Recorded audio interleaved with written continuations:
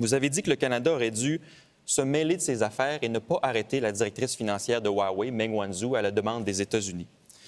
Selon vous, est-ce que la règle de droit est négociable en fonction de la puissance du client ou du pays? Je pense que c'était pas simple de même.